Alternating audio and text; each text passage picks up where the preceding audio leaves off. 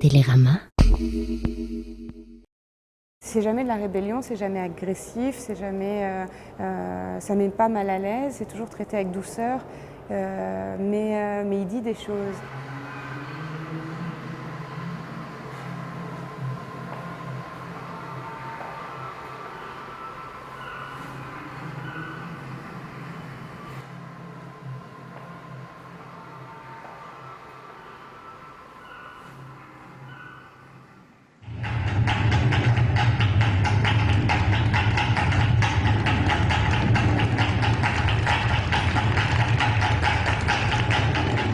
J'ai la sensation d'avoir beaucoup de points communs avec son travail. Je me sens proche de ce travail dans la mesure où lui a failli devenir architecte, moi j'ai failli devenir designer. J'ai commencé par une formation de designer et c'est par le design et la danse que je suis arrivée à la mode.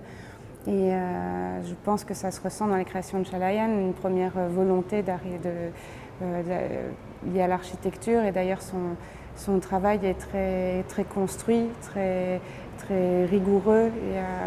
Il y a pas de, on sent l'influence d'autres domaines dans ses créations. Moi, j'aime beaucoup ce travail, le travail d'Afterwards. Ces fauteuils et cette table se transforment en vêtements et en mallettes et tout ça disparaît et s'en va et ça se transforme voilà, c'est du meuble porté et puis le reste, il y en a une petite mallette et tout fonctionne parfaitement, tout se plie parfaitement. Il y a même une élégance dans ça, une mise en scène. C'est un vrai spectacle.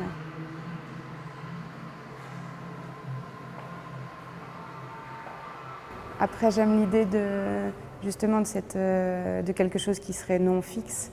Un meuble est fait pour bouger et à partir du moment où le meuble se transforme en vêtement, il continue, il poursuit cette idée de pouvoir bouger et de se mouvoir.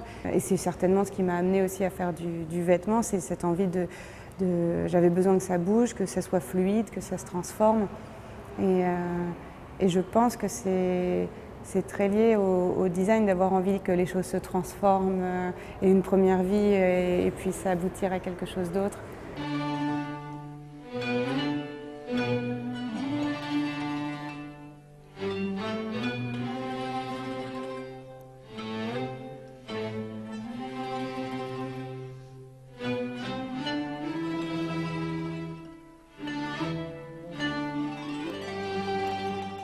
Hussein Chalayan, il a toujours dans ses défilés des mannequins qui sont à la fois presque neutres. D'ailleurs, il couvre parfois l'identité du mannequin en leur mettant les burkas ou les globes sur la tête. Donc il perturbe la notion d'individualité. C'est pas une démarche classique, c'est pas juste un styliste qui fait du vêtement, voilà, juste des collections les unes derrière les autres. Mais ça va beaucoup plus loin, c'est une vraie démarche conceptuelle, et une vraie recherche avec à chaque fois un véritable aboutissement.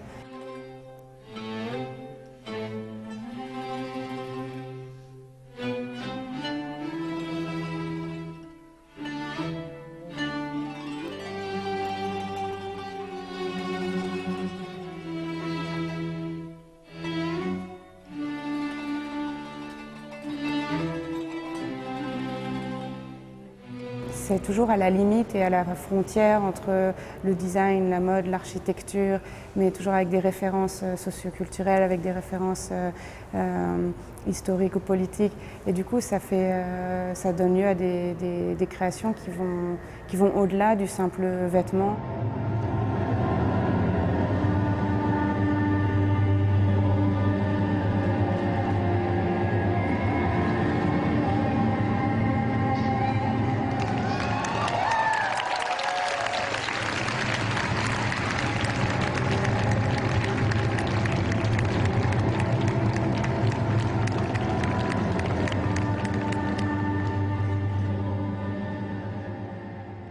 Dernièrement, ces créations de robes qui se transforment, qui se recroquevillent comme par magie. On voit ce tissu qui bouge et c'est pas du tout mécanique. Voilà, on voit le tissu se mouvoir, se froncer. Et ça, c'est c'est magnifique et j'espère qu'une chose, c'est que ça arrive dans la rue prochainement et que ça puisse avoir une existence au-delà de la pièce de musée et de la recherche en fait. Et dans ce sens-là, Hissène Chalayan est un vrai innovateur parce qu'il va au-delà des possibilités du marché. Il ne cherche pas à faire des choses possibles et concrètes, il va au-delà en proposant des choses qui sont à venir. Et c'est là que c'est intéressant parce que c'est un des rares créateurs actuels à proposer des choses pour le futur. Canımı sardım dayım.